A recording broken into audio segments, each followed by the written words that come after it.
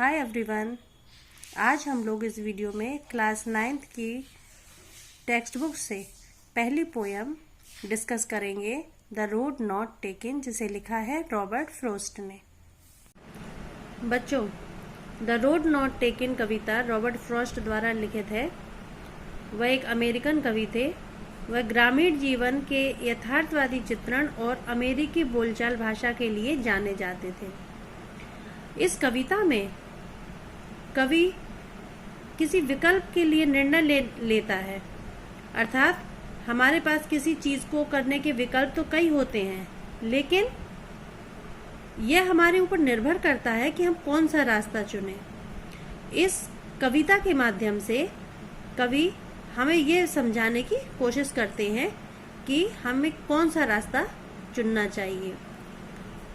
ये जो पंक्तियां हैं द रोड नॉट टेकन की, इसमें एक यात्रा का वर्णन करते हुए कवि कहता है जो एक जंगल के मध्य में होकर गुजर रहा है और वहां पर बहुत सारे पेड़ पौधे, जंगल और दो रास्ते दिखाई देते हैं।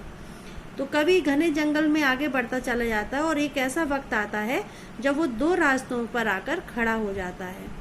दोनों ही रास्ते घनी जंगल की झाड़ियों से घिरा हुआ था, इसलिए वो निर्णय नहीं कर पा रहा था कि उसे कौन से रास्ते से जाना चाहिए, कौन सा कठिन है, कौन सा सरल है, वो कौन सा रास्ता चुने, ये वो समझ नहीं पा रहा था। क्योंकि उसको अकेले ही उस रास्ते पर चलना था और अकेले चलना था, तो उसको ये समझ में नहीं आ रहा था कि मैं कौन सा रास्ता चुनूं। इसलिए राइटर जो है वो दुविधा में खड़ा हो जाता है और लेकर दोनों रास्ते एक जैसे लग रहे हैं, इसलिए वो अभी रोड्स को देख करके, रास्तों को देखकर वो क्या कहता है वो हम इन लाइनों में पढ़ेंगे। ठीक है, तो स्टार्ट करते हैं अपनी poem. Two roads diverged in a yellow wood and sorry I could not travel both and be one traveller long I stood and looked down one as far as I could to where it bent in the undergrowth। बच्चों, इसमें जो writer हैं वो क्या सोचते हैं, Robert Frost जब जंगल से गुजर रहे होते हैं तो एक दोराहे पर आकर खड़े हो जाते हैं जहां से दो रास्ता जाता है। येलो वुड यहाँ पर जंगल को बोला गया है क्योंकि यहाँ एक पतझड़ का मौसम है और पतझड़ के मौसम में पेड़ों पर पत्तियां जो होती हैं वो पीली पड़ जाती हैं, तो पीले रंग की पत्तियां पूरे जंगल में दिख रही हैं, इसलिए वो येलो वुड उन्होंने उस जंगल को नाम दिया है। To roads diverged in a yellow wood, एक येलो वुड यानी घने जंगल में, पीले रंग के जंगल में दो रास्ता बांटता है। डाइवर्स मतलब होता है, मतलब यहाँ से बटना, रास्ता को बांटते हुए बताया गया है। Two road diverse in a yellow wood, एक घने पीले जंगल में दो रास्ते बढ़ते हैं। And sorry I could not travel both, लेकिन माफ करना, मतलब कहता है सॉरी मतलब मुझे माफ करना, मैं तो दो रास्तों पर नहीं जा सकता। एंड बी वन ट्रेवलर, क्योंकि मैं तो एक ही यात्री हूँ। लॉन्ग आई स्टूड, बहुत देर तक मैं अकेला खड़ा रहा। लॉन्ग आई स्टूड मतलब देर तक मैं खड़ा रहा। And look down one as far as I could, और उस रास्ते को बहुत दूर तक मैं देखता रहा जहां तक मैं उसे देख सकता था। To where it bend in the undergrowth, मतलब जहां तक उसकी नजर जा रही थी वो उसको देख रहा था और वो रास्ते आगे चलकर मुड़ रहे थे। दोनों रास्ते आगे चलकर मुड़ रहे थे जहां पर छोटे छोटे पौधे उगे हुए थे, यानी घास उगी हुई थी। बेंट मतलब होता है मुड़ना, अंडर ग्रोथ मतलब छोटे मोटे पौधे जो थे वो मुड़ रहे थे। तो राइटर क्या कहते हैं, फिर से देख लेते हैं। Two road diverse in a yellow wood, पीले जंगल में दो रास्ते बट रहे थे, दो रास्ते बांटते हुए मतलब जाते हुए दिख रहे थे, लेकिन सॉरी मुझे माफ करना, मैं दो रास्तों पर नहीं जा सकता था। I could not travel both and be one traveller, मैं अकेला यात्री था। लॉन्ग आई स्टूड, मैं बहुत देर तक वहां खड़ा अकेला ही रास्ते को देख रहा था, दोनों रास्तों पर मैं अकेला ही खड़ा था। And look down as far as I could, और बहुत देर तक खड़ा मैं दोनों रास्तों को बराबर दूर तक देख रहा था जहां तक मेरी नजर जा रही थी। टू वेयर इट बैंड, जहां पर वो मुड़ रहे थे, इन द अंडर ग्रोथ, और जहां पर छोटे छोटे पौधे उगे हुए थे। मतलब वो रास्ता जो था वो आगे चलकर मुड़ रहा था जहां छोटे छोटे पौधे उगे हुए थे, यानी इतना झाड़ था, इतना रास्ते पे घास उगी हुई थी कि वहां से रास्ते मुड़ते हुए उसको दिख तो रहे थे लेकिन स्पष्ट नजर नहीं आ रहे थे। देखते हैं हम अपना second stanza. Then took the other just as fair and having perhaps the better claim, because it was grassy and wanted wear, though as for that the passing there had warned them really about the same. उसके बाद मैंने दूसरा रास्ता चुना। Then took the other just as fair, just as fair दोनों ही रास्ते सही थे, इसलिए मैंने दूसरा रास्ता चुना।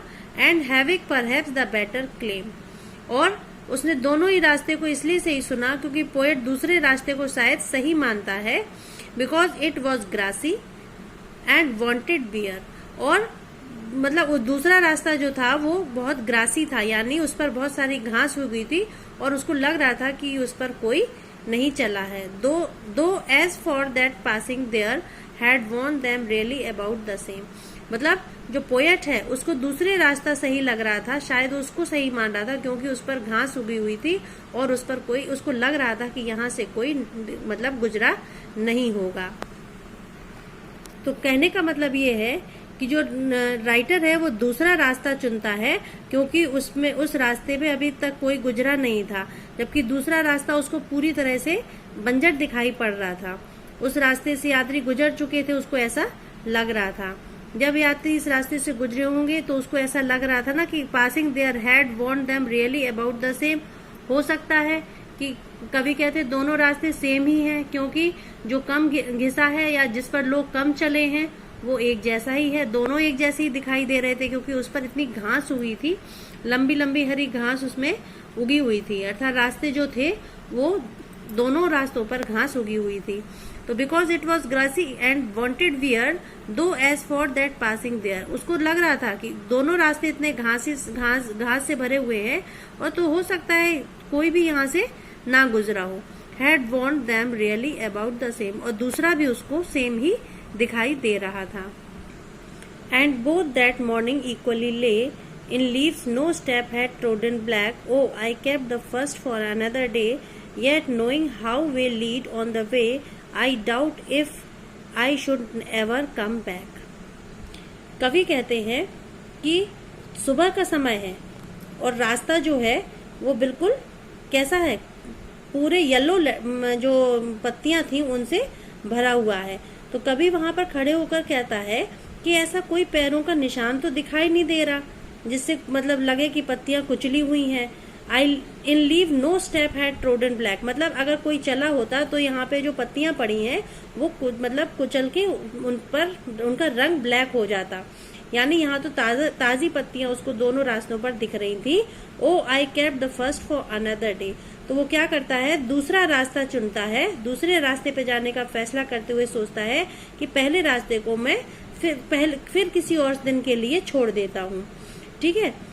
Yet knowing how way leads on to way, जबकि उसको ये अच्छे से पता है कि इस जंगल में दोबारा वो आएगा या नहीं आएगा, इस रास्ते से वो दोबारा गुजरेगा या नहीं, मतलब इस रास्ते को भूल भुलैया जैसे रास्ते होते हैं तो पता नहीं वो इस रास्ते से कभी गुजरेगा या नहीं गुजरेगा, उसे ये रास्ता कहाँ मिलेगा किसी को नहीं पता। I doubt if I should never ever come back, और मतलब एक बार वो रास्ता चुन लेने के बाद वो दोबारा वापस नहीं आ पाएगा, ये वो सोच रहा है, इसलिए वो सोचता है मैं आगे इस रास्ते पर फिर कभी आ जाऊंगा, और दोनों रास्ते को पहले रास्ते को छोड़ करके वो दूसरे रास्ते पर जाने का सोचता है, और आगे जाकर वो सोचता है कि कहीं ना कभी एक बार दोबारा रास्ता मतलब मैं दोबारा कभी और किसी दिन आ जाऊंगा। I should ever come back, ठीक है। तो वो उसको ये लगता है कि ये ज्ञात है कि जंगल के रास्ते भूल भुलैया की तरह होते हैं, कौन सा रास्ता कहाँ मिलेगा किसी को नहीं पता।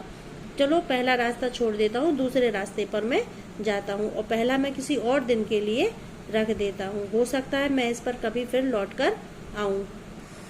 आई shall be telling this with a sigh, somewhere ages and ages hence, two roads diverged in a wood and I dash, I took the one less traveled by, and that made all the difference. I shall be traveling this with a sigh. Sigh मतलब होता है गहरी सांस लेना।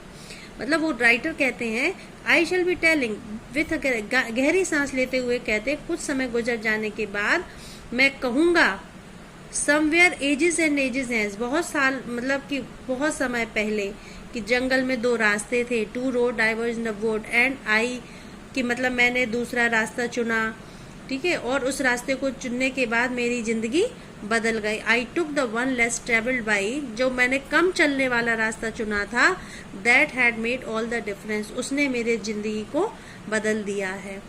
ठीक है, तो वो अब राइटर कहता है कि जब मैं इस रास्ते से गुजर जाऊंगा तो कभी किसी से चर्चा होगी, तो मैं गहरी सांस लेते हुए अपने आप में सोचता है कि कभी जब मैं किसी से चर्चा होगी तो कुछ समय गुजरने के बाद मैं कहूंगा कि जंगल में दो रास्ते थे, मैंने कम इस्तेमाल करा हुआ रास्ता को चुना और उस रास्ते को चुनने के बाद मेरी जिंदगी बिल्कुल बदल गई, क्योंकि मैंने कम रास्ते वाले जो चला हुआ रास्ता था मैंने उसको चुना और उसने मेरे जीवन को बदल दिया।